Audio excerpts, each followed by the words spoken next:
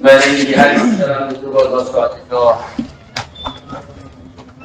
ساری کامیابیاں اور سارے دین کا خلاصہ وہ حال کے امر کا پورا کرنا ہے۔ دین سے رخ پھیرنا کیا ہے؟ دین سے رخ پھیرنا کیا ہے؟ آپ یہ سمجھتے ہیں کہ دین سے رخ پھیرنا یہ ہے کہ نعوذ باللہ کوئی مسلمان اسلام سے مرتد ہو جائے؟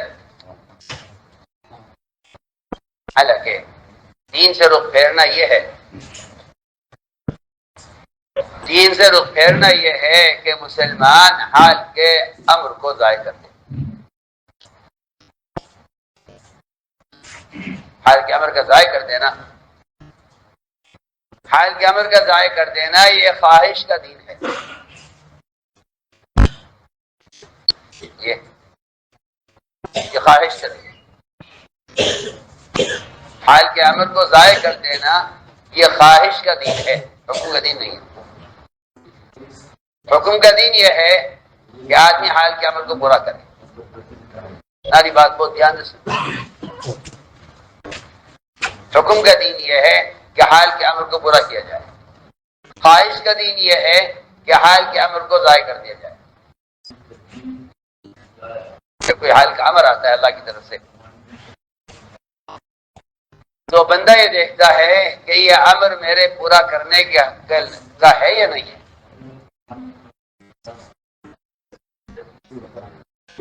یہ امر میرے پورا کرنے کا ہے یا نہیں۔ اگر وہ دیکھتا ہے کہ میری طبیعت، میرا مقام، میرا مزاج، میرا ماحول اور میرے دنیاوی حالات، اگر یہ تمام چیزیں اس امر کے پورا کرنے کی اجازت دیں تو میں امر پورا کر دوں گا، اور اگر یہ تمام چیزیں مجھے اس امر کے پورا کرنے کی اجازت نہیں دیتی تو میں اس کو چھوڑ دوں گا۔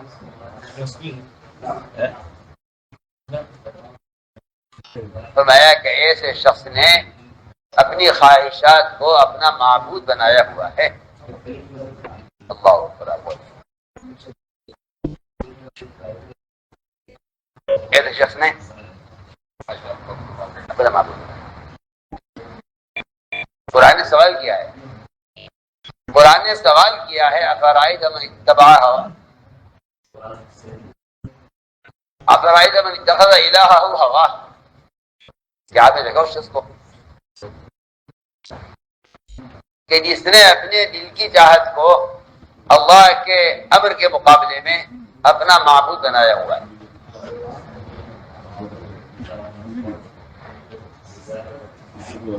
فرمایا کہ یہ خواہش کا دین ہے۔ حال کے امر کا ضائع کرنا خواہش کا دین۔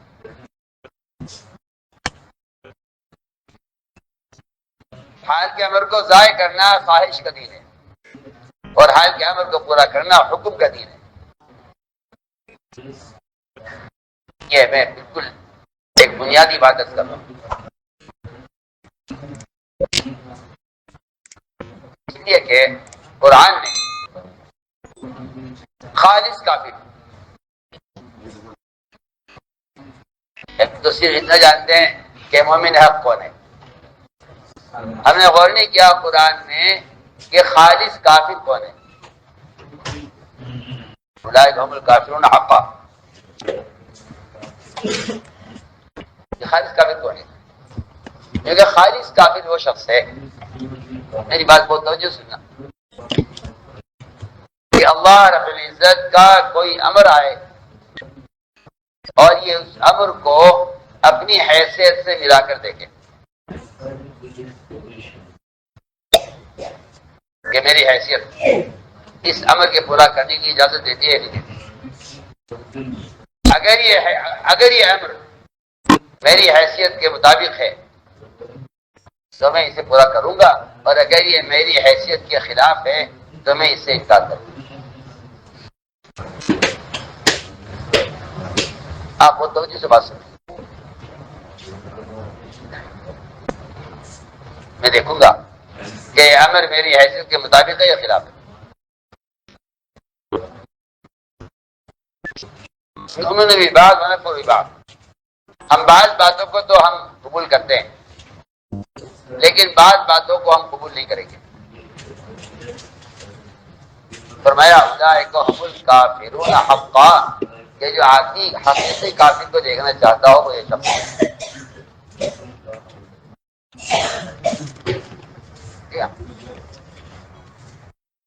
عجیب و غریب روایت ہے. میں ایک آدمی ایمان لاتا ہے نماز نہیں پڑھتا، اس کا ایمان اللہ کے قبول نہیں.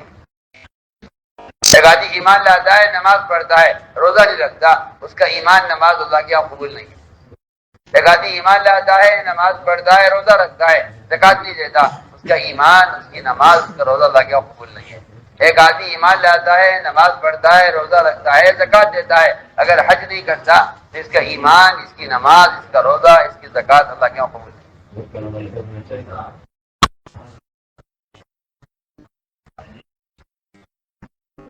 کیونکہ دین کے ساتھ معاملہ فیصد کا نہیں ہے کہ آپ کتنا فیصد دیندار ہیں. آپ کتنے فیصد دیندار. میں بہت ہی ضروری بات ہے آپ سے عرض کرنا چاہتا ہوں. اللہ تعالیٰ کا نظام یہ ہے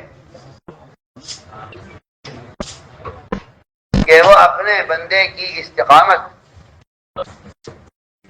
اور عمل کا شوق، اللہ تعالیٰ کا حکم کے پورا کرنے کا فکر اس کے اندر کتنا ہے، اللہ تعالیٰ اس کو آزمانے کے لیے اللہ اس کو آزمانے کے لیے اس کے معمول یا اس کی حیثیت سے ہٹ کر ایک نیا حکم لے آتے ہیں.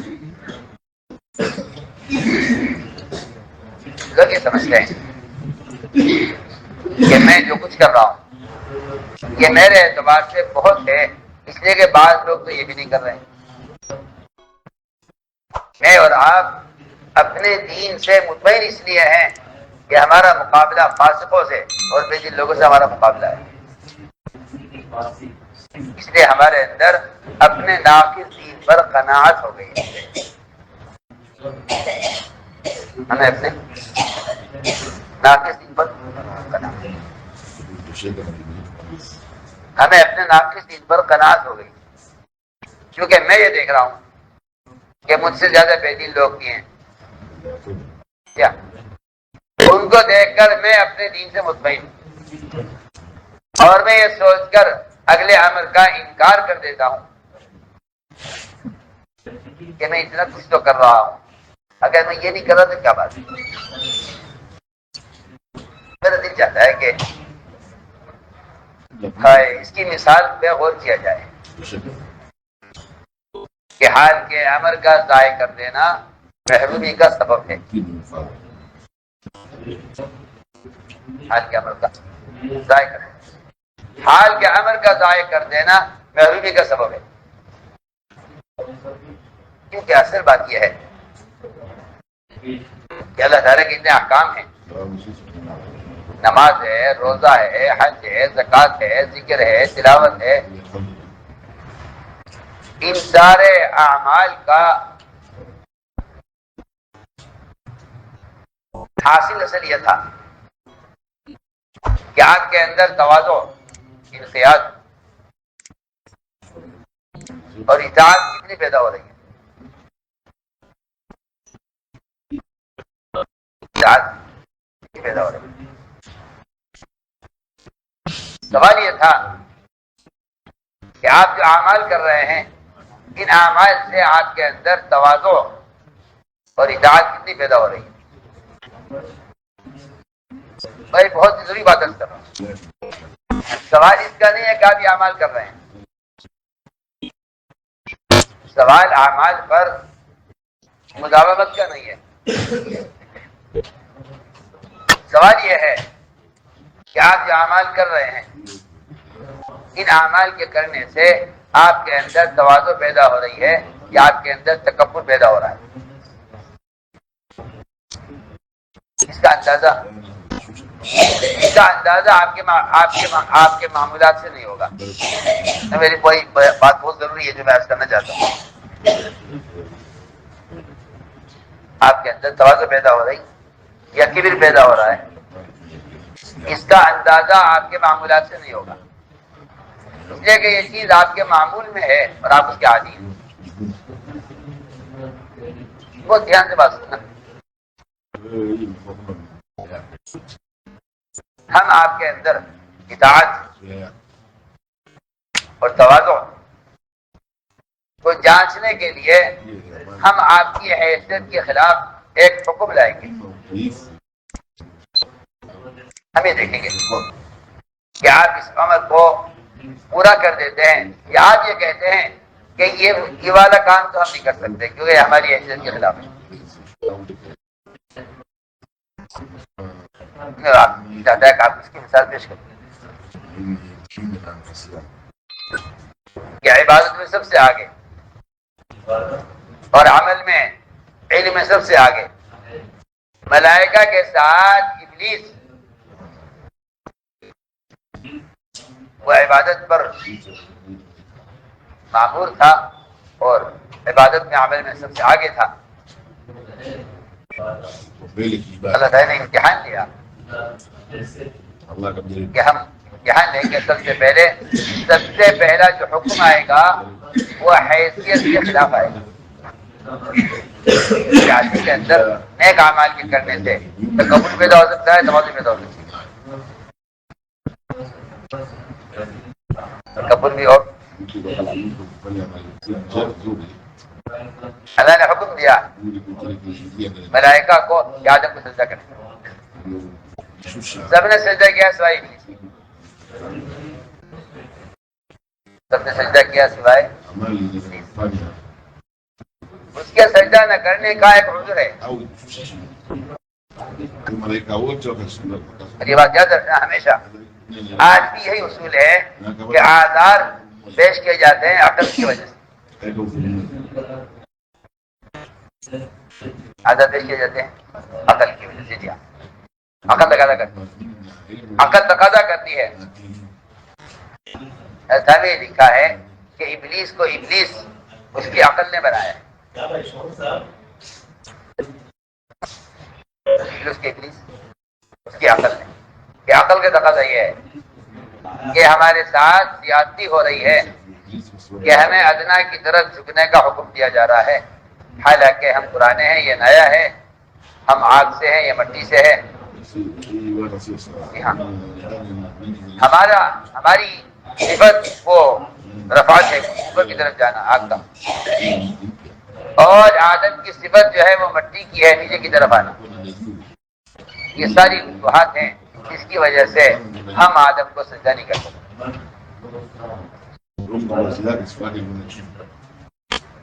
حکم آیا،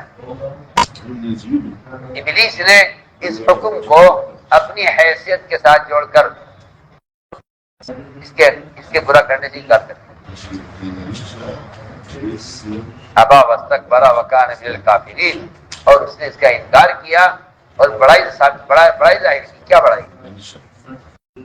بڑائی ہے کہ میری حیثیت ان کو سجدہ کرنے کی نہیں ہے، اور یہ بات نہیں کہ میرے اپنے اندر ہے، میرا کوئی کمال نہیں ہے۔ اللہ جب کہہ رہا ہے خلقتنی من نار، آپ نے مجھے ایک اعزاز دیا ہے اور آپ نے مجھے ایک مرتبہ دیا ہے، اب آپ ہی مجھ سے یہ کہیں کہ میں اس کو سجدہ کروں، یہ میں نہیں کر سکتا۔ میں کہتا ہوں کہ سب سے بڑا ناشکرہ ہے وہ شخص کہ جس کو کوئی آدمی کوئی احسان کرے اور وہ اس کے احسان کا بدلہ اس کے امر کے انکار سے دے۔ یہ میں کہتا ہوں کہ یہ ابلیس کی کہ انکار کا جو سب بنیادی سبب ہے۔ یہ آپ کی دی ہوئی صلاحیت ہے، آپ کا دیا ہوا اعزاز ہے اور آپ کا دیا ہوا مقام ہے، اب آپ مجھے اس کا حکم کریں میں آدم کو سجدہ کروں، میں نہیں کر سکتا۔ علماء نے لکھا ہے کہ سب سے پہلے اللہ کی نافرمانی جو آسمانے میں ہوئی ہے وہ حسد کی وجہ سے ہوئی ہے، وہ حسد کی وجہ سے۔ اللہ کی پہلی نافرمانی آسمانوں میں حسد کی وجہ سے ہوئی ہے۔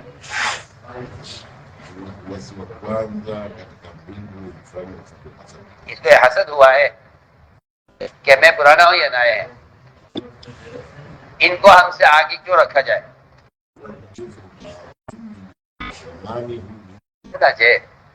ابلیس نے سجدہ کرنے سے انکار کیا۔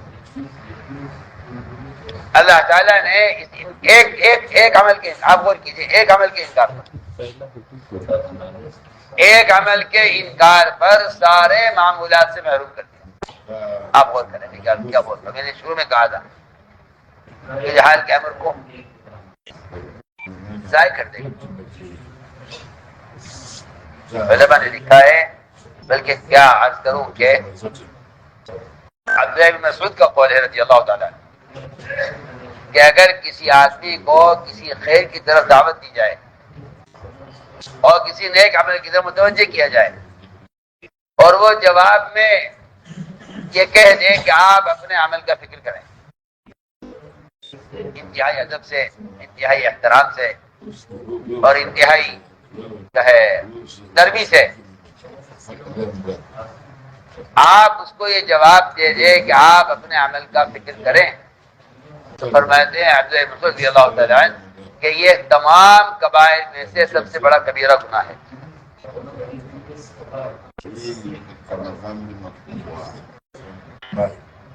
کیا وجہ؟ آپ نے حال کے عمل کو کا انکار کر دیا ہے۔ آپ نے یہ نہیں کہا میں نہیں کروں گا، آپ نے یہ نہیں کہا میں نہیں کروں گا، آپ نے اتنا کہہ دیا کہ آپ اپنے عمل کا فکر کریں۔ اور یہ مزاج لوگوں کا عام ہے کہ جب انہیں کسی خیر کی طرف دعوت دی جاتی ہے تو وہ جواب میں یہ کہتے ہیں کہ آپ اپنے عمل کی فکر کیجئے، مجھے چھوڑیے میرا ہاتھ پر۔ کبائر کے تمام جتنے کبائر ہیں ان میں سب سے بڑا کبیرہ گناہ دعوت دینے والے کو یہ کہہ دینا کہ آپ اپنے عمل کا فکر کریں۔ نہیں، آپ کو اس سے قیاس کرنا چاہتا ہوں، اس کا جو کفر ہے وہ اللہ کا انکار نہیں ہے۔ مجھے تعجب ان لوگوں پر ہوتا ہے جو کہتے ہیں ہم اللہ کو تو مانتے ہیں لیکن اس امر کو نہیں مانتے۔ ابلیس نے اللہ کی ذات کا انکار نہیں کیا، اس کے ایک امر کا انکار کیا۔ تو ایسا نہیں ہوا کہ اگر آپ یہ نہیں کر رہے تو کوئی بات نہیں، آپ تو اور بہت کچھ کرتے ہیں۔ میں نے شروع میں آپ سے عرض کیا تھا کہ بعض مرتبہ آدمی اپنے معمولات کو دیکھ کر دین کے کسی امر کو، کسی حکم کو ہلکا سمجھ کے انکار کر دیتا ہے، اور ہلکا اس لیے سمجھتا ہے کہ اس کے اندر اپنے معمولات سے عجب پیدا ہو گیا، اس کے اندر اپنے معمولات کی وجہ سے عجب پیدا ہو گیا کہ میں تو بہت اچھا کام کر رہا ہوں۔ بالکل ابلیس کا جو جواب ہے نا خیر امید کا مطلب ہی یہی ہے کہ میں تو ان سے بہت پہلے سے عمل کرتا آ رہا ہوں، میں تو عمل میں ان سے بہت آگے ہوں، یہ تو ابھی پیدا ہوئے ہیں، یہ تو ابھی پیدا کیے گئے ہیں، میں تو پرانا پیدا کیا ہوا ہوں آپ کا۔ میں نے عرض کیا کہ حال کے امر کو ضائع کر دینا بعض مرتبہ آدمی کو پچھلے معمولات سے محروم کر دینا۔ سن رہے سو رہے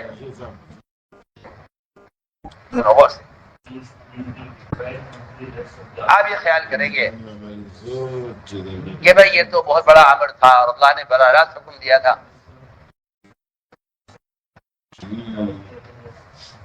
آدم کو سجدہ کرنے کے لیے ابلیس کو اللہ نے براہ راست حکم دیا تو اسے انکار کر دیا، یہ تو بڑی بات ہے۔ میں عرض کرتا ہوں کہ ایک شخص نے بائیں ہاتھ سے لقمہ لیا، ایک شخص نے بائیں ہاتھ سے لقمہ لیا۔ بائیں ہاتھ سے کھانا کوئی حرام نہیں، دائیں ہاتھ سے کھانا فرض نہیں ہے، سنت ہے، اور سنت بھی ایک سنت عادات کی میں سے سنت ہے کہ لقمہ دائیں ہاتھ سے لیا جائے۔ حضور اکرم صلی اللہ علیہ وسلم نے اس کھانے والے سے فرمایا کہ دائیں ہاتھ سے کھاؤ، اس نے ابلیس کی طرح بالکل میں آپ سے بہت اہم بات کر رہا ہوں، اس نے ابلیس کی طرح انکار کیا، انکار نہیں کیا بلکہ عذر پیش کیا، اس لیے کہ انکار کی سب سے خوبصورت شکل جو منافقین نے اختیار کی ہوئی تھی وہ آپ صلی اللہ علیہ وسلم کے حکم کا انکار آزاد کے ذریعے کرتے تھے، ہمیں یہ عذر ہے، ہمیں یہ عذر ہے، ہمیں یہ عذر ہے، کیا اور اپنے آزاد پر قسم بھی کھاتے تھے، آزاد پر قسمیں کھاتے تھے، جی ہاں۔ قرآن نے یہ کہا ہے کہ انہوں نے اپنی قسموں کو احکام سے بچنے کے لیے ڈھال بنایا ہوا ہے،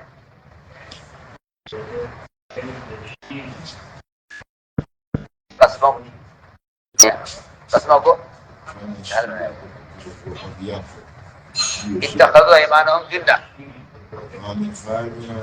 کہ انہوں نے قسموں کو ڈھال بنایا ہوا ہے۔ بہت توجہ سے بات وعدہ پیش کر دیا کرتے کہ جی ہمیں عذر ہے۔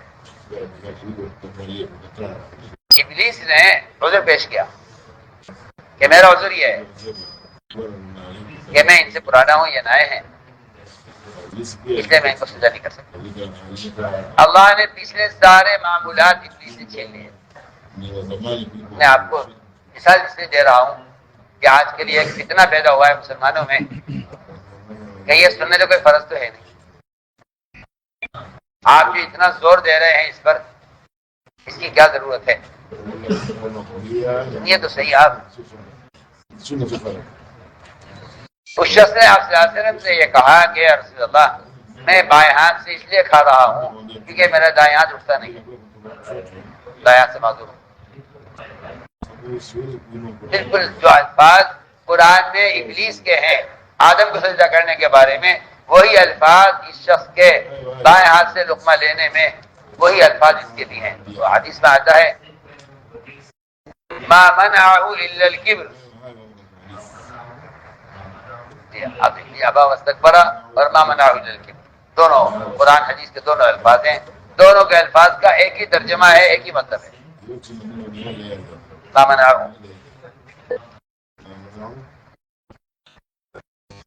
ما منعه الا الكبر۔ اور اب قرآن کے الفاظ ہیں ابا واستكبر، دونوں کا ایک مطلب ہے، ایک ہی معنی ہے۔ اس نے کہا جی میرا تو دائیں ہاتھ اٹھتا نہیں ہے اس لیے بائیں سے کھا رہا ہوں۔ آپ میں اللہ کرے آج کے بعد تیرے ہاتھ کبھی نہ اٹھے۔ کر کے کیا کیا؟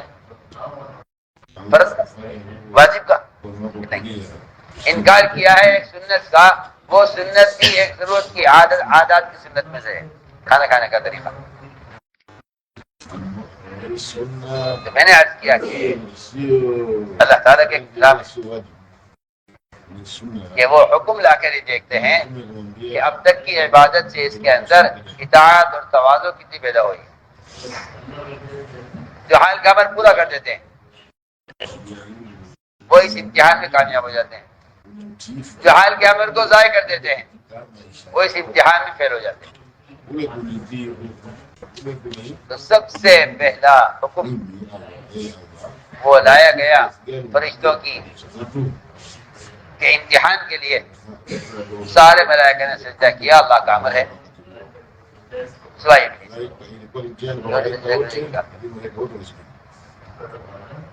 تو میں نے عرض کیا کہ یہ پہلا امتحان ہے جن میں حکم لایا گیا ہے حیثیت کے خلاف، حکم لایا گیا ہے حیثیت کے خلاف، کیونکہ امتحان یہ ہے کہ اب تک کی عبادت سے آپ کے اندر تواضع پیدا ہو رہی ہے، تکبر پیدا ہو رہا ہے۔ بہت اہم بات ہے، ہم غور کریں۔ جب کوئی شخص کسی کو کسی امر کی طرف متوجہ کرتا ہے، کسی بندے کو اللہ کا پیغام پہنچانا، یہ اللہ تعالیٰ کے امر کا پہنچانا ہے، اور اس سے انکار کر دینا، میں کہ آپ سے کہنا چاہتا ہوں کہ اس سے انکار کرنا، یہ انکار دعوت دینے والے کے لیے انکار نہیں ہے، یہ اللہ کے لیے انکار ہے۔ نہیں آپ کیا بول رہا ہوں، یہ انکار سب بات ہے نا. میں اس کی آپ کو مثال دیتا ہوں، آپ بولو کوئی بادشاہ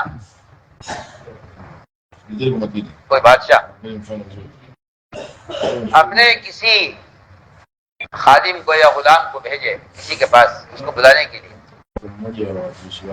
اور وہ جو بلانے کے لیے گیا ہے وہ اس کے ساتھ جانے سے انکار کر دے کہ میں نہیں آؤں گا. ہاں مجھے بتائیے یہ انکار اس بلانے والے کے لیے ہے یا بادشاہ کے لیے انکار ہے؟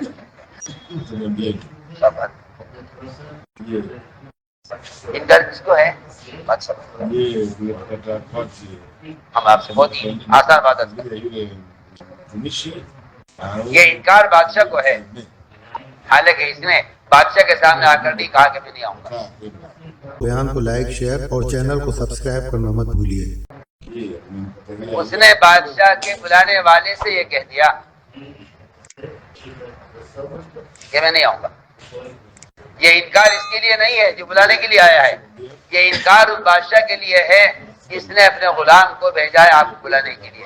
یہ انکار بادشاہ کے لیے کہ نہیں آئیں گے.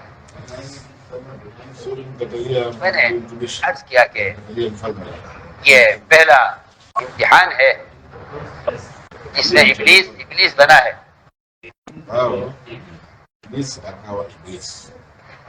تو میں نے عرض کیا کہ پہلا جو حکم آیا ہے وہ حکم آیا ہے حیثیت کے خلاف.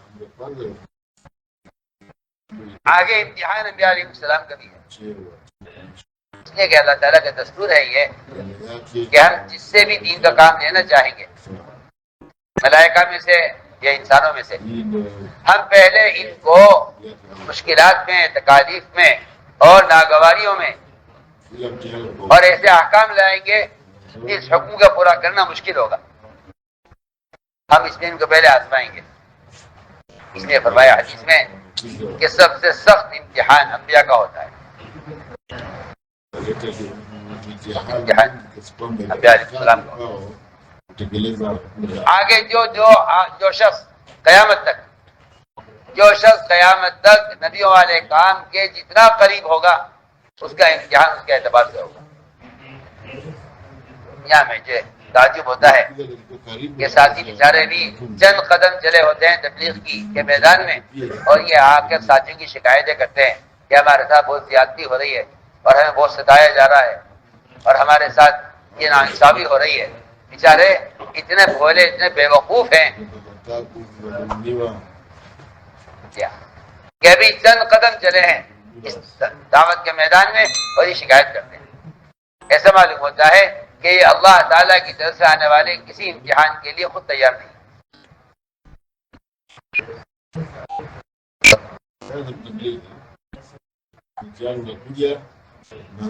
میں آپ سے بہت عبادت کرتا ہوں، یہ شکایت کرتا ہوں ہمارے ساتھ یہ زیادتی ہوئی ہے، ہمارے ساتھ یہ زیادتی ہوئی ہے. ایسا معلوم ہوتا ہے کہ ان کو انبیاء کی تکالیف کا کوئی اندازہ نہیں ہے، نئی خبر ہے.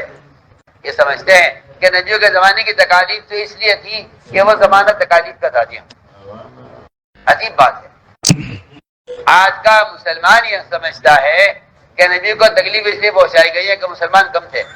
یہ میں کہتا ہوں حماقت ہے.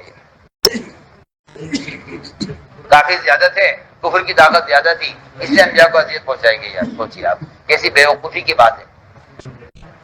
ایسا نہیں ہے، بلکہ ابتلاحات اور ناگواریاں یہ ترقی کے لیے ہوا کرتی ہیں. ترقی کے لیے، ہاں یاد رکھنا کہ یہ انتخاب کے لیے ہوتی ہیں. کے لیے انتخاب کے لیے. آپ کو تو میں آسان مثال پیش کرتا ہوں.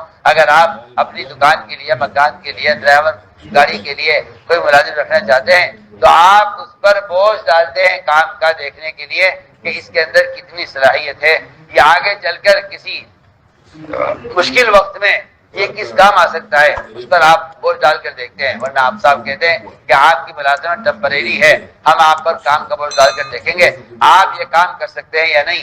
اگر آپ یہ بھی کر جاتے ہیں تو پھر ہم آپ کو مستقل ملازم رکھیں گے. ابھی آپ کی ملازمت ٹیمپریری ہے. میں آپ سے بے تکلف عرض کرتا ہوں کہ آدمی دنیا کے معمولی کاموں میں کسی کو جانچے بغیر مستقل ملازم رکھنے کو تیار نہیں ہوتا. تو اللہ تعالیٰ اپنے دین کی ذمہ داری بغیر جانچ کے کیسے آپ کو دے دیں گے؟ اس لیے یہ امتحان ملائکہ کا بھی ہوتا ہے، انبیاء کا بھی ہوتا ہے.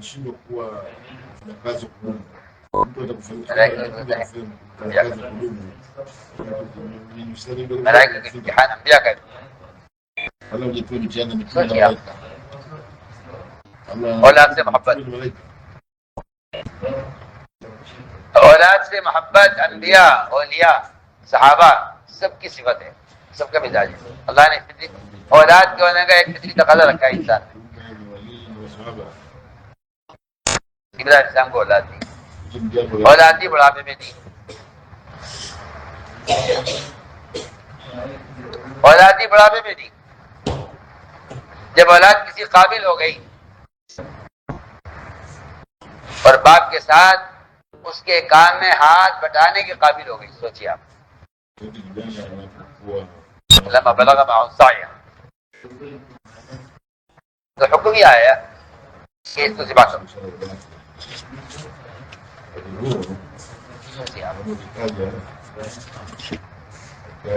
حکم آیا اس کو ذبح کیجیے آپ. کوئی جرم نہیں ہے، کوئی خطا نہیں ہے، کوئی غلطی نہیں ہے، کوئی ایسا کام اولاد نے نہیں کیا جس کی وجہ سے اس کو قتل کیا جائے. یہاں سوال ہوتا ہے کہ قتل کیا جا رہا ہے تو ان کا جرم بتائیے پہلے. اور وہاں اولاد کو ذبح کرنے کا حکم آیا. کیا ایک امتحان ہے، اس کو قرآن نے بہت بڑا کھلا امتحان کہا ہے.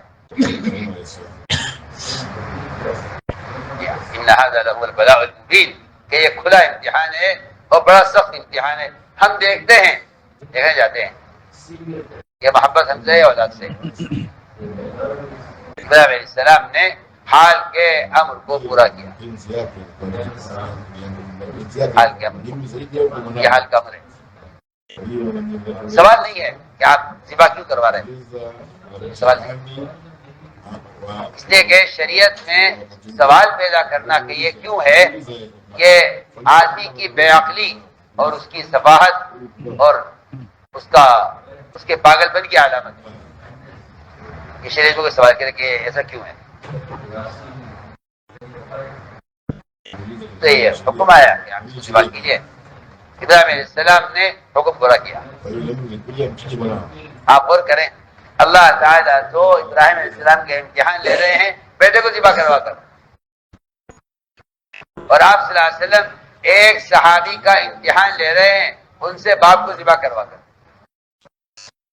بہت آپ غور کریں آپ، یعنی یہ نہیں ہے کہ بھئی آگے امتحان ہلکا ہو جائے گا. یہ امتحان پھر آسان ہے کہ باپ سے بیٹے کو ذبح کروا رہے ہیں. یہ امتحان ابراہیم علیہ السلام کا ہے اور یہ امتحان ایک صحابی کا ہے.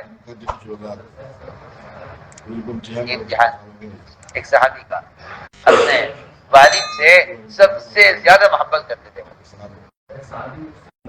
پورے مدینہ منورہ میں ان سے زیادہ باپ کی خدمت اور باپ کے سکائے پر احسان کرنے والا کوئی نہیں تھا.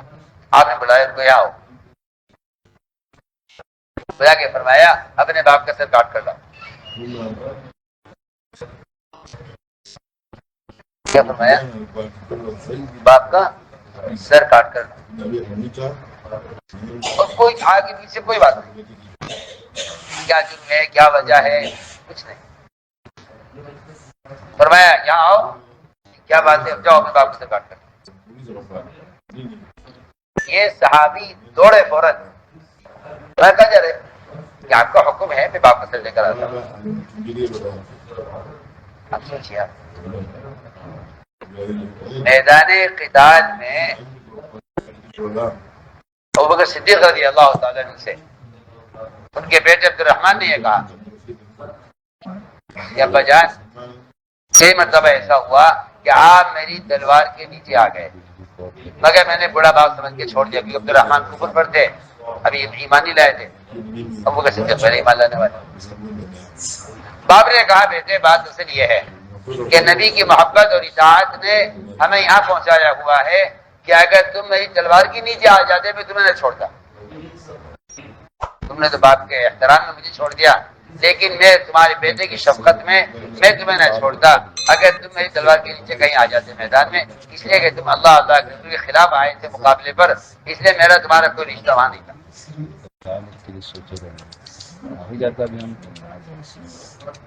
میں نے عرض کیا کہ امتحان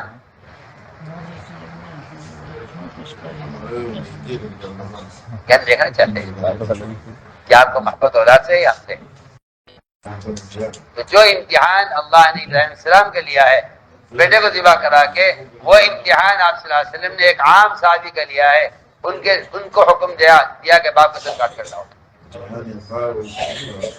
فوراً دوڑے، بھائی یہاں ہو جاؤ، کہاں جا رہے؟ کہ جی آپ کا حکم ہے، اس سے دے کر آتا۔ بھائی ہم تو دیکھنا چاہتے تھے کہ محبت ہم سے زیادہ ہے، باپ سے زیادہ ہے، تم اس امتحان میں کامیاب ہو گئے ہو۔ آج تو آپ دیکھیں گے کہ ایک عام سنتوں کے مقابلے بارے میں مسلمان یہ کہتا ہے جی کیا کروں، والد صاحب تیار نہیں ہے میں کیا کروں، جی والدہ تیار نہیں ہے میں کیا کر سکتا ہوں۔ یہ سوچیے، آپ سوچیے، یہ اپنی خواہش کی ضدیں والدین سے پوری کرواتے ہیں، اور یہ والدین کی محبت میں نبی کے احکام کو ضائع کرتے ہیں، کیا تو کہتے ہیں ہماری مجبوری ہے۔ اور وہاں بااطاعت کا امتحان ہو رہا ہے، بااطاعت کا امتحان ہو رہا ہے کہ باپ کا سر کاٹ کر لائیے کہ چلیے۔ میں نے عرض کیا کہ سوال اس کا ہے کہ ہم جو حکم لائے ہیں پر وقت آپ اسے پورا کرتے ہیں یا نہیں؟ تو یہاں حکم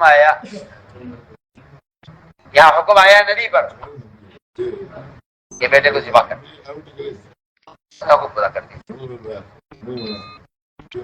آگے چلیے، ایک ہوتا ہے بندے کے اندر کسی عبادت کا یا کسی اطاعت کا یا کسی حکم پورا کرنے کا شوق اور جذبہ۔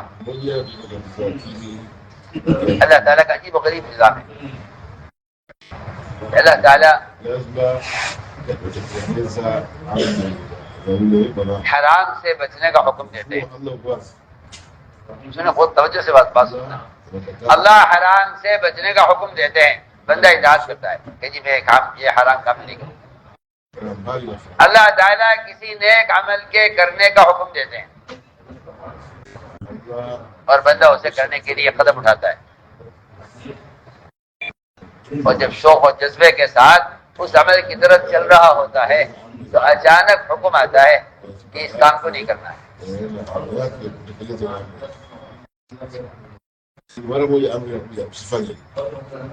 اب غور کریں، حضور اکرم صلی اللہ علیہ وسلم آپ صحابہ کو لے کر عمرے کے لیے تشریف لے گئے، حدیبیہ کا موقع۔ صحابہ کرام کے اندر شوق بیت اللہ کی زیارت کا اور عمرہ بعض ائمہ کے نزدیک واجب ہے، احناف کے یہاں سنت ہے، احناف کے یہاں سنت، بعض ائمہ کے نزدیک عمرہ کرنا واجب ہے۔ دھیان سے بات سننا، بہت کیا ایک آدمی زنا نہ کرے، شراب نہ پیے، چوری نہ کرے، جھوٹ نہ بولے، سود نہ کھائے، ٹھیک ہے، یہ ہم بدعت کر رہے ہیں۔ ایک شخص کے اندر ایک عمل کا شوق ہے اور اچانک روک دیا گیا کہ نہیں یہ نہیں کرنا ہے۔ ہم دیکھنا چاہتے ہیں کہ تمہارا یہ عمل تمہاری خواہش کی بنیاد پر ہو رہا ہے، ہمارے حکم کی بنیاد پر ہو رہا ہے۔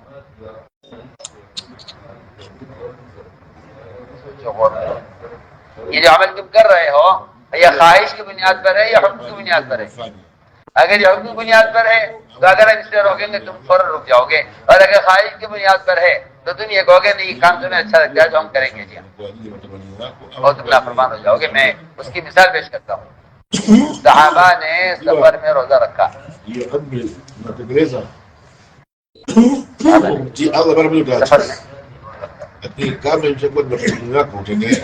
سفر میں روزے کے فضائل، سفر میں روزے کی فضیلت ہے، اس میں کوئی شک نہیں ہے، لیکن اگر نبی کا حکم ہی آ گیا کہ روزہ کھول دو، روزہ چھوڑ دو۔ اب اگر کوئی شوق اور جذبے میں آ کر یہ کہے کہ نہیں ہم تو روزہ رکھیں گے، اسے توڑنا ہے توڑ لیں، ہم تو رکھیں گے روزہ، تو یہ فرمایا کہ وہی نافرمان ہے، وہی نافرمان ہے، وہی نافرمان ہے جو اپنے جذبے کو پورا کر رہے ہیں نبی کے حکم کے خلاف۔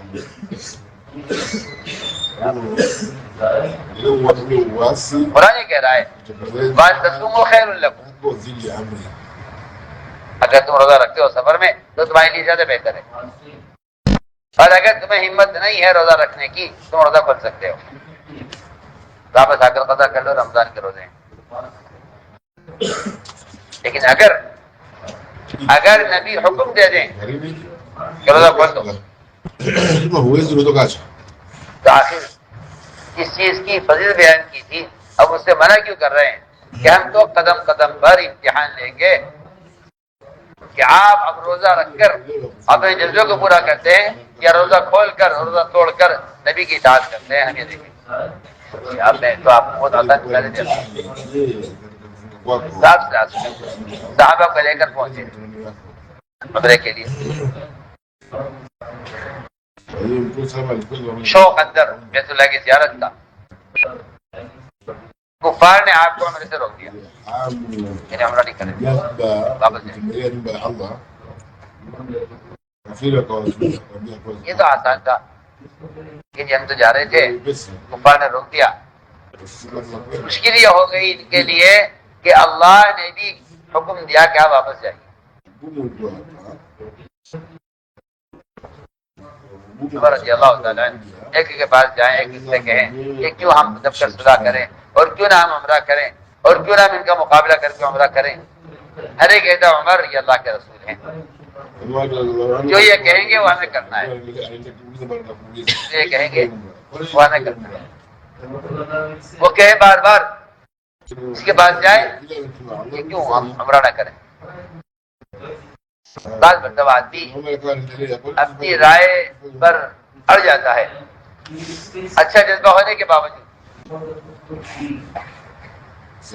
ہر ایک کہتے ہیں عمر یہ اللہ کا رسول ہے۔ آپ نے خود تو میں عمر میں اللہ کا رسول ہوں، جو اللہ کہیں گے مجھے وہ کرنا ہے۔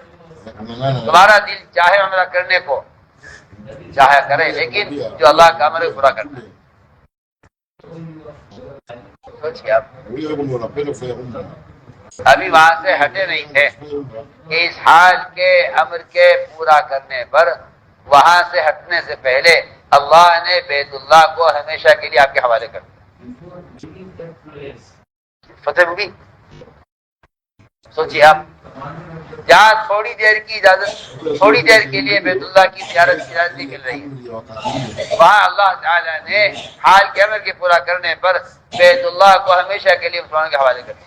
تو فتح کا فتح مبینہ، ہم آپ کو پوری فتح دیتے ہیں کہ آج کے بعد بیت اللہ آپ کے حوالے ہے۔ تھوڑی دیر کے لیے ایک عمرے کو جذبے کو قربان کر دیا اور واپسی کا ارادہ کر لیا، تو میں ابھی واپسی ہو ہی نہیں تھی۔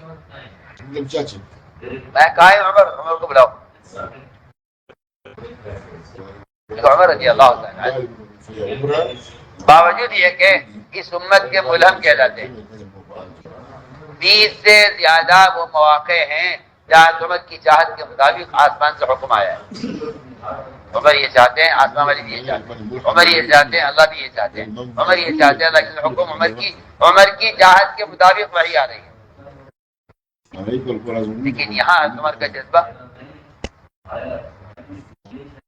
عمر کا عمرہ کرنے کا، حضرت عمر گئے عمرہ کرنے کا جذبہ یہاں آپ صلی اللہ علیہ وسلم کے حکم کے خلاف جانا ہے۔ جی آپ عمر رضی اللہ تعالیٰ اپنی سواری کو دیکھ کر صحابہ سے الگ ہو گئے، کہنے لگے کہ آپ سال پر وحی آ رہی ہے اور اس وحی کے اندر اللہ تعالیٰ کی طرف سے عمر کے لیے عذاب کی آیتیں نازل ہو رہی ہیں، میں اس لیے پیچھے ہٹ گیا ایک طرف کہ عذاب عمر پر آئے، ساتھیوں پر نہ آئے۔ یعنی اپنی رائے پر آتی، اپنی رائے کی وجہ سے اپنے آپ کو اتنا متہم کرے کہ یہ عمر کی جو ہے اصرار عمرہ کرنے کا ہے، اس لیے جو آیت نازل ہو رہی ہے وہ عمر کے خلاف نازل ہو رہی ہے. یہ نہیں کہا کہ ہم تو ہماری رائے تو ہمیشہ صحیح رہی ہے اور ہم تو ہمیشہ صحیح رائے دیتے ہیں, ہماری رائے پر عمل ہونا چاہیے. حضرت عمر رائے دے کر ڈر گئے. یا بعض لوگ ہوتے ہیں جو رائے دے کر اڑ جاتے ہیں, ہاں, اور بات ہمیشہ یاد رکھتا, اس زمانے میں بھی مسلمان اپنی رائے پر اڑے گا کہ اس کے رائے پر اڑنا اس کو فرقہ بنا دے گا.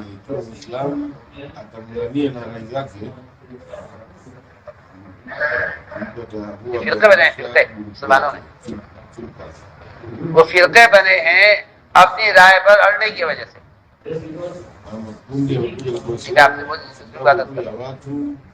جب رائے پر اڑ جائے گا وہ خود بھی عمل کے ماحول سے نکلے گا اور دوسروں کو بھی نکالنے کی کوشش کرے گا. ابلیس نے قسم کھائی اللہ کے سامنے,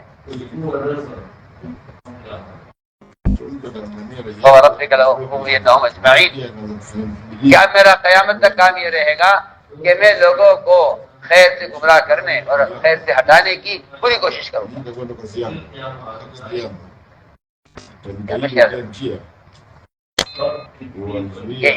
اصرار سے اختلاف پیدا ہوتا ہے,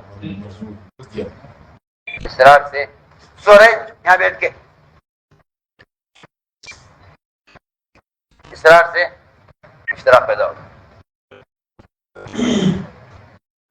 اصرار سے اختلاف پیدا ہوتا ہے. یہ ملتا ہے خوب سیرت میں.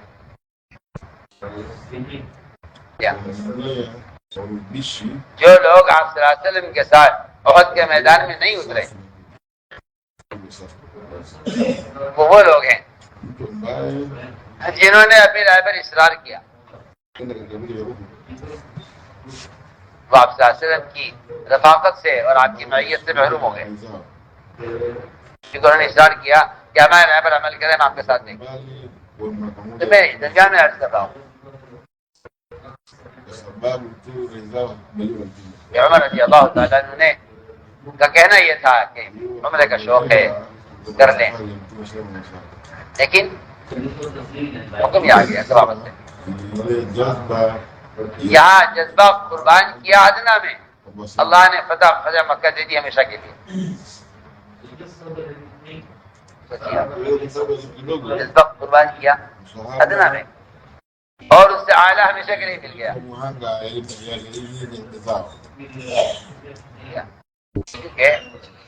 جن کی نظر نتیجے پر ہوتی ہے ان کے لیے حال کے امر کا پورا کرنا آسان ہوتا ہے. جن کی نظر نتیجے پر ہوتی ہے ان کے لیے حال کا عمل پورا کرنا آسان ہوتا ہے.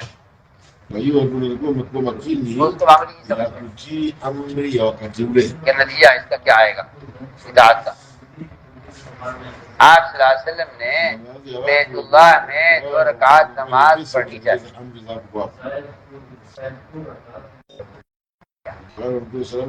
آپ چابی کفار کے ہاتھ میں دی. یہ ابتدا دور کی سب بات ہے. آپ صلی اللہ علیہ وسلم جب تبرس ہوئے آپ نے فرمایا عثمان بن طلحہ سے, ان کے پاس چابی رہتی تھی, کہ عثمان ذرا ہمیں چابی دے تو ہم بیت اللہ میں 2 رکعت نہ پڑھنے جاتے ہیں. عثمان نے کہا نہیں, چابی آپ کو نہیں ملے گی, چابی آپ کو نہیں. آپ نے فرمایا عثمان اس دن کیا ہوگا جب چابی ہمارے ہاتھ میں ہوگی, ہم اس کو چاہیں گے دیں گے. آپ بتائیے یہ کس زمانے کی بات ہے, یہ کس زمانے کی بات ہے جب آپ اکیلے اور طرح کوشش میں تھے کہ لوگ بات قبول کر لیں. میں کہ عثمان اس دن کیا ہوگا جب چابی ہمارے ہاتھ میں ہوگی, ہم اس کو چاہیں گے دیں گے. عثمان نے کہا کہ ایسا وقت قریش پر کبھی آئے گا نہیں, اگر آیا بھی تو دن قریش کے لیے بڑی ذلت کا دن ہوگا. فرمایا نہیں, قریش کی عزت کا دن ہوگا وہ, کیونکہ ان کی نظر نتیجے پر ہوتی ہے, وہ حالات سے متاثر نہیں ہوتے اور وہ انتخاب نہیں لیتے. تو جب ساری چیزیں ہمیں ملنے والی ہیں تو کیا انتخاب لینا.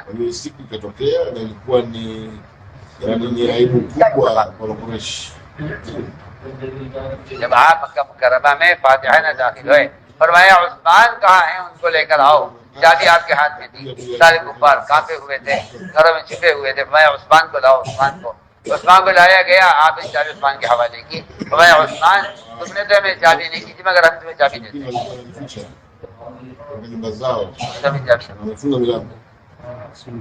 تم نے تھوڑی دیر کے لیے چابی نہیں دی، ہم تمہیں ہمیشہ کے لیے دیتے ہیں۔ لوگ ان کا جذبہ انتقام کا ہوتا ہے نا، بیچارے دو قدم بھی چل نہیں پاتے آگے، دو قدم کی وجہ آگے نہیں چل پاتی، ان کا جذبہ انتقام کا ہوتا ہے۔ انتقام کا جذبہ آدمی کی نظر کو اتنا تنگ اور محدود کر دیتا ہے کہ وہ انتقام کا جذبہ رکھنے والا اصل مقصد سے بالکل غافل ہو جاتا ہے۔ جی ہاں، انتقام کا جذبہ آدمی کو مقصد سے غافل کر دیتا ہے۔ انتقام کا جذبہ ادنا پر راضی ہونا ہے، اعلیٰ کو چھوڑ کر، میں یہ کہنا چاہتا ہوں۔ سمجھے ہماری بات؟ انتقام کا جذبہ ادنا پر راضی ہونا ہے، اعلیٰ کو چھوڑ دینا۔ بعض مرتبہ انتقام کا جذبہ ایسا ہوتا ہے کہ آدمی اس کے لیے ابدی خیر کو چھوڑ دیتا ہے وقتی فائدہ حاصل کرنے کے لیے۔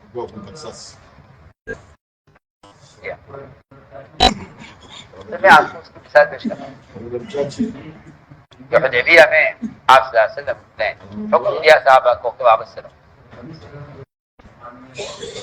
کیا حال کعبہ پورا ہوا؟ اللہ نے اس پر ہمیشہ کے لیے بیت اللہ کے حوالے کر دیا۔ میں نے عرض کیا کہ حال کعبہ جذبے کے خلاف، کبھی حال کعبہ آئے گا معمول کے خلاف، حال کعبہ معمول کے خلاف۔ ایک معمول ہے، ایک معمول چلا آ رہا ہے نماز کا، کہ نماز ہوتی تھی بیت المقدس کی طرف، اسی کی عادت ہے، اسی کا معمول ہے، سب کو اسی کی خبر ہے، سب اسی کو جانتے ہیں۔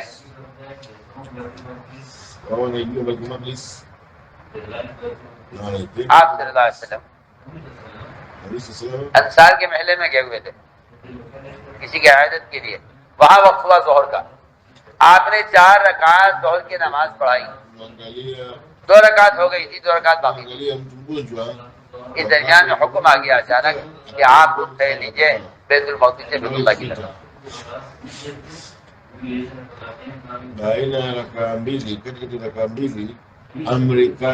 حکم آیا نماز کے درمیان میں، اتنا بڑا کام کہ ایک ہمیشہ کا جو قبلہ تھا بیت المقدس، جس کی عادت تھی، جس کا معمول تھا، اس سے ایک دم رخ پھیر دیا گیا الٹی طرف۔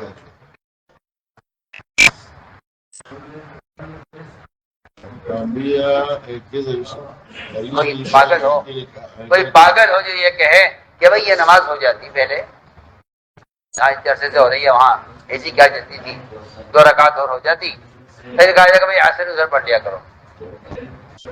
اگر ہم آپ سے یہ کہتے ہیں کہ آپ ابھی تو پوری کر لیں نماز، عصر ادھر پڑھ لیں، تو آپ نافرمان کہلائیں گے۔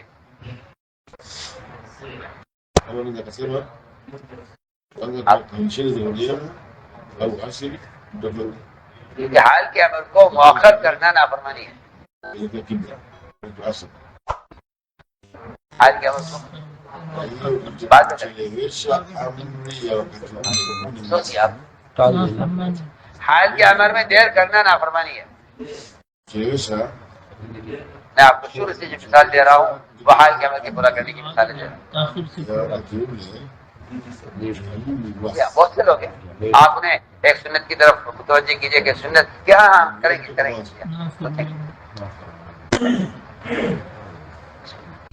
میں کہتا ہوں آپ سے، کسی اللہ کے کسی حکم کا علم ہونا اور اس پر عمل ہونے کے درمیان میں وقفہ کرنا، یہ نافرمانی ہے۔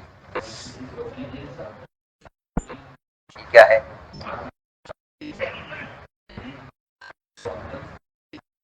علم و عمل کے درمیان فاصلہ نہیں ہے، علم و عمل کے درمیان فاصلہ نہیں ہے۔ اگر آپ کو معلوم ہو گیا کہ یہ حکم ہے اور آپ اس میں تاخیر کرتے ہیں تو تاخیر کرنا نافرمانی ہے، تاخیر کرنا نافرمانی۔ یہاں نماز کے دوران حکم آ گیا کہ آپ رخ پھیر لیجیے بیت المقدس سے بیت اللہ کی طرف. آپ نماز پڑھتے پڑھتے گھوم گئے. پیچھے عورتیں تھیں, عورتیں آ گئی محراب کی طرف, آپ چلے گئے مخالف, محراب کی مخالف, اور جو مرد تھے آپ کے پیچھے وہ آپ کے پیچھے ادھر چلے گئے, اور درمیان میں بچے تھے, پیچھے عورتیں تھیں. پوری مسجد کا پورا نقشہ تبدیل ہو گیا نماز کے بیچ میں. نماز دو رکعت ادھر دو رکعت ادھر.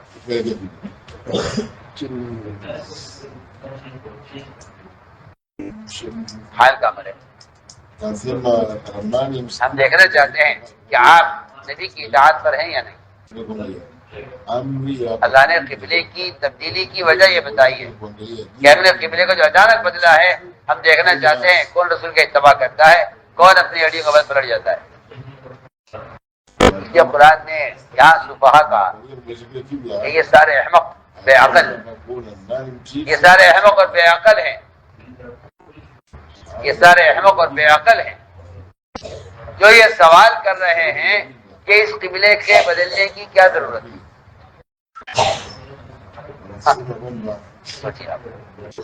تو قرآن نے صفحہ کہا ہے. صفحہ کہتے ہیں جو پیدائشی بے عقل. یا بعض بچے معذور پیدا ہوتے ہیں نا, بعض بچے دماغ سے معذور پیدا ہوتے ہیں, کیا صفحات اسے کہتے ہیں, پیدائشی بے عقل. یہاں قرآن نے ان لوگوں کے لیے صفاحت صفی کا لفظ استعمال کیا ہے. یہ سوال کھڑا کریں کہ اس کو بدلنے کی کیا ضرورت ہے. اسے یہود کفار منافقین بنا دیں. کفار نے کہا ہمارا قبلہ بیت اللہ, ادھر کیوں آئے آپ ہم مانتے نہیں ہیں, ہمارے بتوں کو تسلیم نہیں کرتے, ادھر کیوں آئے. یہودی نے کہا آپ نے ہمارا قبلہ کیوں چھوڑا, بیت المقدس ہمارا قبلہ ہے. منافقین نے کہا ارے بھائی ایک معمول چل رہا تھا اسی کو چلنے دیتے, یہ روزانہ کی تبدیلی کی کیا ضرورت ہے. میں تو آپ سے کہتا ہوں آج بھی ایسے منافقین آپ کو بہت ملیں گے جو بیچارے سیرت سے جاہل ہیں اور معمول کے عادی ہیں. وہ کہتے ہیں کہ اس کو تبدیل کرنے کی کیا ضرورت تھی, جو معمول چل رہا تھا چلتا رہتا. آج بھی ایسے لوگ ہیں جو سیرت سے ناواقف ہیں اور وہ ایک ایک اختلاف کرتے ہیں کہ معمول, ارے بھائی معمول تو کوئی چیز نہیں ہے نا, معمول تو کوئی چیز نہیں. معمول اگر مسنون ہے, اگر معمول مسنون ہے تو ٹھیک ہے, اور اگر معمول سنت کے خلاف ہے تو اس معمول کو بدلنا چاہیے. اس آدمی کا جو بھی عمل خلاف سنت ہے اس کو چھوڑ دینا چاہیے, چھوڑ دینا چاہیے کہ خلاف سنت ہے. تو قرآن نے انہیں احمق اور بیوقوف کہا ہے. یہ سوال اٹھائے کہ جب ایک معمول چل رہا تھا تو اس کو تبدیل کیوں کیا. تو میں نے عرض کیا کہ اللہ تعالیٰ نماز کے دوران حکم لے آئے کہ آپ پھیر لیجیے بیت المقدس سے بیت اللہ کی طرف, کیونکہ ہمیں چھٹائی کرنی ہے. کیا کرنی ہے؟ چھٹائی. بالکل قرآن کی آیت کا ترجمہ یہی ہے, ہمیں چھٹائی کرنی ہے.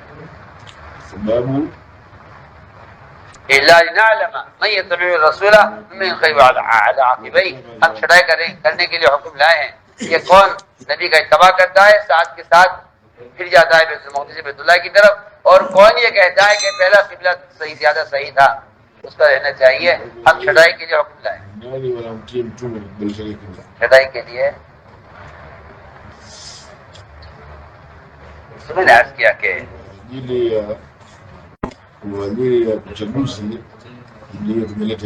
اللہ تعالیٰ حال کا امر نہ کر اطاعت کا امتحان لیتے ہیں. تو ایسے بے شمار قرآن میں اور سیرت میں واقعات ہیں اس میں اللہ تعالیٰ اچانک حکم لا کر ان کی عبادات میں حکم لا کر دیکھتے ہیں کہ یہ اپنے معمول کے تابع ہیں یا ہمارے حکم کے تابع ہیں. اس طرح امتحان عبادات میں ہے. فرمایا کہ اسی طرح امتحان ضروریات میں بھی ہے. انسان کی ضرورت ہے، انسان کی ضرورت ہے، پانی کی ضرورت ہے، کھانے کی ضرورت ہے. یہ انسان کے وہ فطری تقاضے ہیں جس پر اس کی حیات کا مدار ہے. آپ کھانا اور پانی اس پر اس کی حیات کا مدار ہے. کھانے اور پانی پر انسان کی حیات موقوف ہے. یہ فاقہ سے بڑھ جائے گا اور پیاس سے مر جائے گا. جی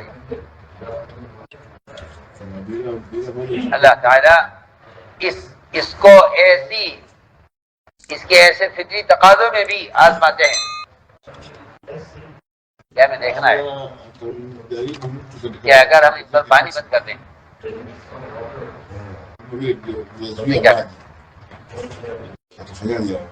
میں تو اس کی آپ کو مثال پیش کرتا ہوں. تو میں کہ اللہ تعالیٰ تمہیں آزمائیں گے، اللہ تمہیں آزمائیں گے. تمہارا گزر ایک نہر پر ہوگا، جو نہر سے پانی پی لے گا، جو نہر سے پانی پی لے گا وہ ہماری جماعت سے الگ ہو جائے، وہ ہماری جماعت میں سے نہیں ہے. اور جو نہیں پیے گا وہ ہماری جماعت میں ہوگا. لیکن امتحان ہے، ایک امتحان. چنانچہ باروں جب لشکر لے کے چلے اور فرمایا کہ ان اللہ مبتلیکم بنہر، کہ اللہ تعالیٰ تمہارا امتحان لیں گے، ایک نہر سے گزرنا ہوگا، تم اس سے پانی مت پینا. پانی جب اس سے گزرنے لگے تو اکثر نے کہا رہے جی پی لو پانی، پانی سے کون روک سکتا ہے. جی ایسے کہہ دیا ہوگا. کیا سنو نا، میں بہت ضروری بات کر رہا ہوں. ایسے کہہ دیا ہوگا. جی ہاں، کوئی زیادہ اہم مسئلہ نہیں ہے. پانی بہرحال ایک ضرورت کی چیز ہے اور پی لینا چاہیے. میں آپ سے بہت ہی کام کی بات آپ سے عرض کر رہا ہوں. ایک انسان کی کتنی بھی اہم حاجت ہو، لیکن اگر اس حاجت کے خلاف نبی کا حکم آ گیا ہے تو آپ کو چاہیے کہ آپ اس حاجت کو دبا کر نبی کا حکم پورا کریں. میں آپ کو اس کی مثال پیش کرنا چاہتا ہوں. لوگ یہ کہتے ہیں کہ بھئی یہ نماز پڑھو، روزہ رکھو، حج کرو، زکات دو، یہ تو بہرحال بڑی اہم چیزیں ہیں. باقی رہا سنتیں اور انسانی ضروریات، یہ کوئی زیادہ اہم مسئلہ نہیں ہے. یہ میں کہتا ہوں اس زمانے کی جہالت ہے اور یہ زمانے میں مسلمانوں کے ارتداد کا پہلا فتنہ ہے. مسلمانوں کے ارتداد کا یہ پہلا فتنہ ہے اور یہ پہلی سیڑھی ہے ارتداد کی. کہ آپ کا یہ کہنا کہ یہ کوئی زیادہ اہم مسئلہ نہیں ہے. سنیے آپ غور سے میری بات، میں اس کی آپ کو مثال پیش کرتا ہوں. حضور اکرم صلی اللہ علیہ وسلم سفر میں تھے. آپ نے فرمایا صحابہ کرام سے کہ کوئی شخص تنہا کہیں نہ جائے. کوئی شخص تنہا کہیں نہ جائے. ایک حکم ہے. حالانکہ کوئی ایسی بات نہیں ہے کہ تنہا کوئی کہیں چلا جائے گا تو ہلاک ہو جائے گا یا کیا ہو جائے گا.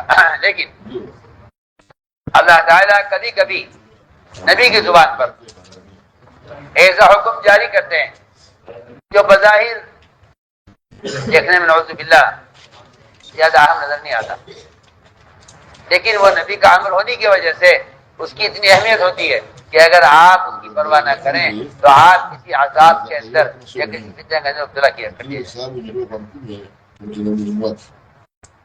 حالانکہ وہ حکم نماز کے برابر نہیں ہے، زکات کے برابر نہیں ہے، حج کے برابر آپ کو نظر نہیں آتا، لیکن آپ کو یہ خیال ہے کہ یہ حکم زیادہ اہم نہیں ہے. زکا او حج. قرآن یہ کہتا ہے فَلْيَحْذَرِ الَّذِينَ يُخَالِفُونَ عَنْ أَمْرِهِ أَن تُصِيبَهُمْ فِتْنَةٌ أَوْ يُصِيبَهُمْ عَذَابٌ. Qur'ani inasema کہ ڈرے وہ لوگ جو نبی کی بات کی نافرمانی کر رہے ہیں اور مخالفت کر رہے ہیں، یا تو ان پر کوئی عذاب آئے گا یا یہ کسی فتنے کے اندر پھنس جائیں گے. آپ نے کیا فرمایا کہ کوئی تنہا او رات ہو رہی تھی، سب سو رہے تھے، ایک صحابی کو سنجے کا تقاضا ہوا. اب تقاضا سنجے کا ہے کسی اٹھائیں اپنے ساتھ لے جانے کے لیے، وہ تنہا نکل گئے. معمولی مسئلہ ہے کیا حالانکہ بیت الخلاء کے لیے آدمی جائے گا تو ظاہر بات ہے اکیلا جائے گا. دوسرے کی آنکھ کھلی، اسے دیکھا کہ اس کی سواری غائب ہے. رات کو اس کا اٹھ کہیں نکل گیا. اسے خیال یہ ہوا ہوگا کہ اب میں کسی کو جگاؤں گا، کسی کو اٹھاؤں گا اپنے ساتھ، اور دیر ہو جائے گی، سواری اور کہیں نکل جائے گی دور، مجھے فوراً دوڑنا چاہیے سواری کی تلاش کرنے کے لیے. آپ جو کہتے ہیں نا کہ قانون ہے، حکومت کا قانون ہے، ایمرجنسی ہے جہاں، میں آپ کو اس کی مثال دے رہا ہوں. وہ لوگ حکومتوں کے غلام اور کفار کے اعلی کار ہیں جن کا خیال یہ ہے کہ ہر سنت ہر جگہ نہیں چل سکتی، یا یہ کفار کے غلام اور یہ حضرت سارے کے اعلی کار ہیں جو کہتے ہیں کہ یہ سنت یہاں چلے گی یہاں نہیں چلے گی. اگر کوئی مسلمان اس زمانے میں کسی سنت کے بارے میں یہ کہتا ہے کہ اس ملک میں نہیں چل سکتی، وہ سمجھ لے کہ وہ محمد صلی اللہ علیہ وسلم کو اس ملک کا نبی نہیں سمجھتا. سب بات ہے، میں اس سے نیچے بات نہیں. یہ مسلمانوں کا نفاق ہے کہ وہ کسی سنت کے بارے میں یہ کہیں کہ یہ سنت آپ یہاں نہیں چلے گی.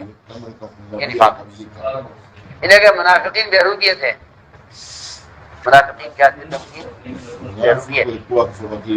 بیروبی کہتے ہیں جو اپنے روپ کو بدلتے رہتے ہیں حالات ماحول کے اعتبار سے. آپ کو دیکھو، آپ دیکھیں گے مسلمانوں کو کہ وہ پینٹ پہنے ننگے پھر رہے ہوں گے، وہ کہیں گے نہیں آپ جس سوسائٹی میں ہمارا ماحول ہے وہاں یہ والا لباس چلتا ہے.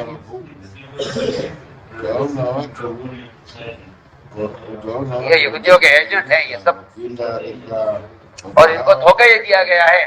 پاگلوں نے، جاہلوں نے جو اپنے آپ کو عالم اور اپنے آپ کو محقق سمجھتے ہیں، انہوں نے دھوکہ دیا ہے کہ اسلام میں لباس کی کوئی تنگی نہیں ہے، اس لیے اسلام کو ذرا ہلکا رکھو، کھلا رکھو. یہ پاگل ہے سب پاگل، اوپر سے نیچے تک سب پاگل. اپنے آپ کو محقق کہتے ہیں حالانکہ بالکل جاہل،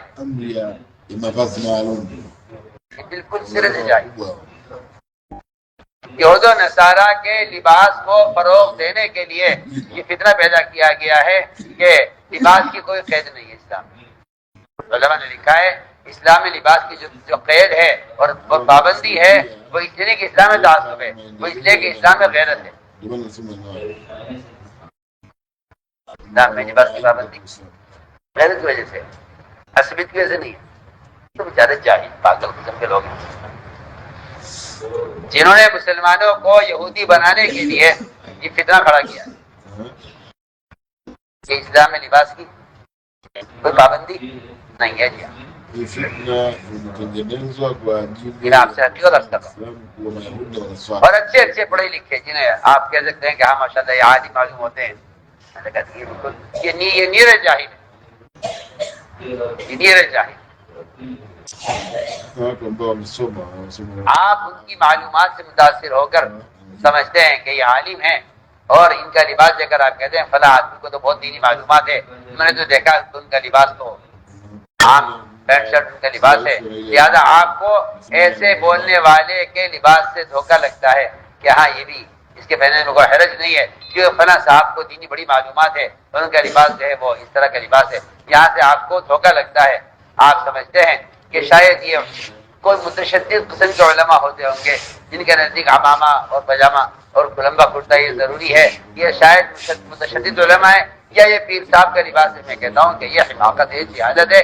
یہ مزاج اس ملک میں، ہندوستان میں انگریز نے بنایا تھا مسلمانوں کا. یہ عمامہ اور یہ لباس یہ علماء کا ہو یا بادشاہوں کا ہو، عام مسلمان کا لباس کی کوئی قید نہیں ہے. یہ مزاج اس ملک میں انگریز نے تاریخ میں لکھا ہوا ہے، تاریخ میں لکھا ہوا ہے۔ اس ملک کے مسلمانوں کو انگریز بنانے کے لیے یہ مزاج انگریز نے بنایا تھا یہاں کے مسلمانوں کو۔ تمہارے لیے ہمارا لباس ہے کیا، اور علماء کے لیے ان کا لباس ہے۔ میں آپ سے بالکل کھل کر عرض کرتا ہوں میرے دوستوں، اس بات پر غور کیا جائے۔ میں اس کی مثال پیش کرتا ہوں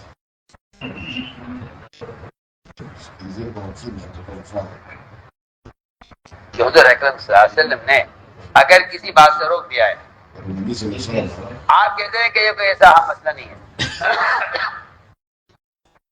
فرمایا کوئی تنا باہر نہ نکلے۔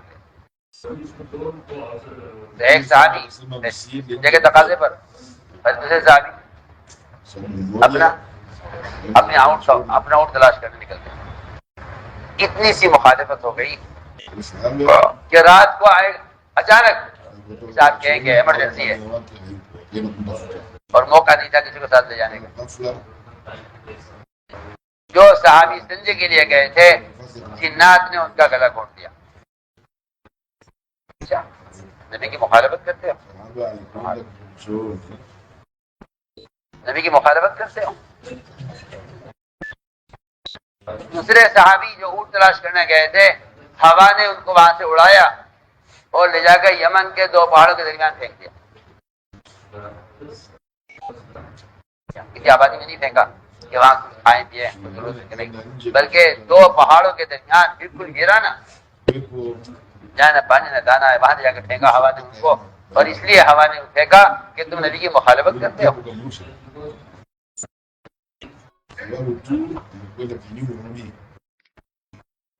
اس بات کیا آپ نے فرمایا تھا اکیلے مت نکلنا، کیا یہ وجہ اس کی نہیں ہے کہ جو آدمی اکیلا ہوگا اس میں جنات آ جائیں گے؟ یہ بات نہیں ہے، یہ کہیں ثابت نہیں، یہ کہیں ثابت نہیں۔ یہ تو اس لیے ہوا ہے کہ آپ نے نبی کے امر کی مخالفت کی ہے۔ نبی کے امر اس مخالفت کا یہ آپ کو یہ عذاب آیا کہ ہوا نے لے جا کر ان صحابی کو یمن کے پہاڑوں کے درمیان پھینک دیا۔ صبح آپ نے پوچھا فلاں فلاں کہاں ہے، آپ نے فرمایا کہ انہوں نے مخالفت کی ہے۔ پھر آپ نے دعا کی اللہ سے کہ اللہ میرے صحابہ ہیں، ان سے غلطی ہو گئی ہے، تو انہیں معاف کر دے۔ ہوا کا حکم ہوا کہ اس آدمی کو اٹھا کر یہاں لے کر آئے، اور جنات کو حکم ہوا کہ انسان کے لاگت پیش کیا جائے۔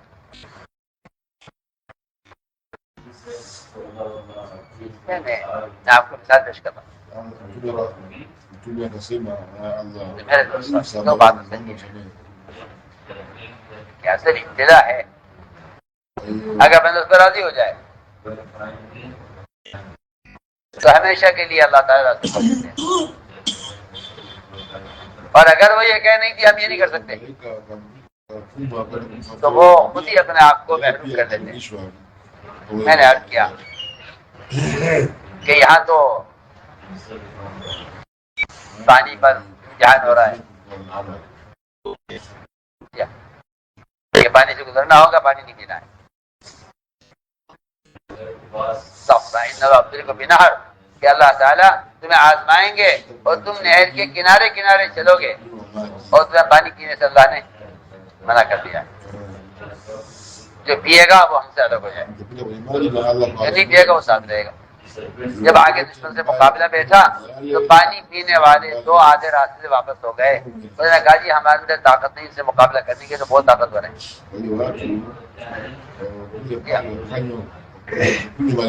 اکثر واپس ہو گئے۔ اکثریت نے کہا کہ ہم تو ان کا مقابلہ نہیں کر سکتے، وہ سارے وہ تھے جنہوں نے پانی پی لیا تھا۔ جب آگے بڑھے تو انہوں نے ہمت نہیں کی، اس لیے کہ بات اصل یہی ہے کہ جو آدمی خواہشات پر چلتا ہے اس کے اندر سے باطل سے مقابلے کی طاقت ختم ہو جاتی ہے۔ اس زمانے میں مسلمان اتنا باطل سے مرعوب ہے، اس کی بنیادی وجہ یہ ہے کہ جب مسلمان کی خواہشات غیر مسلم خواہشات کے مشابہ ہو جائیں گی تو پھر اللہ تعالیٰ ان کے دلوں میں کفر کا رعب پیدا کر دے دل میں کفر کا رعب پیدا کر دے۔ میں نے عرض کیا کہ یہ پانی کی مثال ہے، Allah ametengeneza hofu کھانے کی مثال za makafiri مشہور واقعہ ہے wa Islam. کہ آپ سے صحابہ کے ساتھ سفر میں تھے، غلہ ختم ہو گیا، Mtume sallallahu alaihi wasallam غلہ kuwa katika safari غلہ ختم ہو گیا، صحابہ کے پاس کھانے کے لیے کچھ نہیں تھا، vyakula vile vikaishia بھوک کی شدت، kwa sababu alikuwa hana cha kukila. اب کیا کریں؟ خیال ہی آیا کہ سواری ذبح کریں، سواری ذبح کریں، Kwa safari alikuwa hana chakula. گدھے سواری کے لیے گدھے ہوا کرتے تھے، اور اس وقت تک گدھے کا گوشت حلال تھا، Wafanyaji حرام نہیں تھا، گدھے کا گوشت punda walikuwa حرام نہیں ہوا تھا، حلال گوشت۔ safari صحابہ نے گدھا ذبح کیا، اس کا nyama ya گوشت بنایا، punda ilikuwa haijaharamishwa. ہانڈیوں میں گوشت ابل کے تیار ہو کر Wakataka جب wapike chakula گوشت گل گیا nyama ya اور punda. کھانے کے لیے بیٹھنے لگے، اللہ دیکھ رہے ہیں میرے Sahaba akawa shahidi. صحابہ ہیں، میرے نبی کے صحابہ ہیں، میرے راستے کے مجاہد ہیں، جماعت میں نکلے ہوئے ہیں، کھانے کے لیے اس کے علاوہ اور کچھ نہیں ہے، اور یہ حلال گوشت تیار ہو رہا ہے، اس وقت اس کو حرام کر کے دیکھتے ہیں کہ اس پر عمل کرتا ہے یا نہیں۔ Sasa sahaba walikuwa tayari nyama ya punda. آج کل کے لوگ تو یہ خیال کریں گے کہ یہ تو ایسا موقع تھا کہ اس میں حرام بھی حلال ہو جاتا۔ Njaa wako safarini na ilikuwa halali. ایسے بھی لوگ ہیں جن کا خیال یہ ہے کہ اللہ تعالیٰ کسی چیز کو جب حرام کریں، جب اس کا کوئی متبادل حلال پہلے سے پیش کر دیں۔ آج بھی ایسے مسلمان آپ کو ملیں گے جو حرام چھوڑنے کو تیار نہیں، حلال کے انتظار میں، ہمیں کوئی حلال سب مل جائے گا ہم حرام کو چھوڑ دیں گے۔ اللہ اس کے انتظار میں کہ تم حرام چھوڑ دو میں حلال دوں، بندہ اس انتظار میں ہے کہ اللہ مجھے حلال دیں گے تو میں حرام چھوڑ دوں گا۔ Allah akinipa mimi halali mimi nitaacha ya haramu. حلال گوشت تیار ہو رہا ہے Amri ilikuja ghafla. اور صحابہ کھانے کے لیے بیٹھ ہی رہے تھے Nyama کہ اچانک حکم آیا، بھائی آپ نے میں اپنے منادی سے اعلان کر دو جا کے صحابہ shaangaliwa amri kaja. کہ اللہ نے اسی وقت گدھے کا گوشت حرام کر دیا ہے، پکا ہوا گوشت سب پھینک دیا جائے، Allah subhanahu wa ta'ala ameharamisha nyama ya پکا ہوا گوشت hajameleza پکا ہوا گوشت پھینک دیا جائے اور ہانڈیاں توڑ دی جائیں۔ کیوں ہانڈی کے توڑنے کی کیا ضرورت ہے؟ میں سمجھتا ہوں کہ حرام گوشت کے ساتھ جو مسالہ ہوگا کھانے میں، یہ جو اس کی چربی ہوگی، کہیں اس کا خیال نہ آئے کہ چلو اس کی چربی استعمال کر لی جائے گی، نہیں، برتن توڑ دیے جائیں، ہانڈیاں توڑ دی جائیں، کھانا پھینک دیا جائے۔ vyombo sio vimeoshwa vimevunjwa. Kwa nini vile vyombo? صحابہ نے عمل کیا، Kwa nini vile vyombo? ایک نے آ کے درخواست نہیں کیا رسول اللہ آپ اللہ سے کہیے کہ اس وقت تھوڑا سا مؤخر کر دیں اس کو، Kushikana na ہم مدینے کو منورہ پہنچ جائیں گے، وہاں کھانے کے لیے کچھ مل جائے گا، اس کو چھوڑ دیں گے، نہیں ایسا نہیں ہے۔ kuta تو za یہ آپ yatakiwa viachwe pia visichwe kaiwa. یہ کہ اطاعت کا جو امتحان ہوتا ہے وہ امتحانی کامیابی اسی میں ہے کہ آپ حال کے عمل کو پورا کرتے ہیں، Vile امتحانی اسی کا ہے۔ آگے hiyo mafanikio yamo katika kutii شریعت میں ya wakati ule. شکار کی ایک شکل سجائے ہوئے کتوں کے ذریعے شکار کرایا جاتا ہے۔ Yani pale pale mnapewa amri kutii ndio mafanikio. Mchelewesha kubali mchelewesha kutekeleza سجائے ہوئے کتے ہوتے ہیں، شکاری کتے، شریعت نے ان کے ذریعے سے شکار کرنے کی اجازت دی۔ mbwa. بیان آپ کو پسند آیا ہو تو بیان کو لائک، شیئر اور چینل کو سبسکرائب کرنا مت بھولیے۔ کمنٹس میں اپنی رائے کا اظہار ضرور کیجیے۔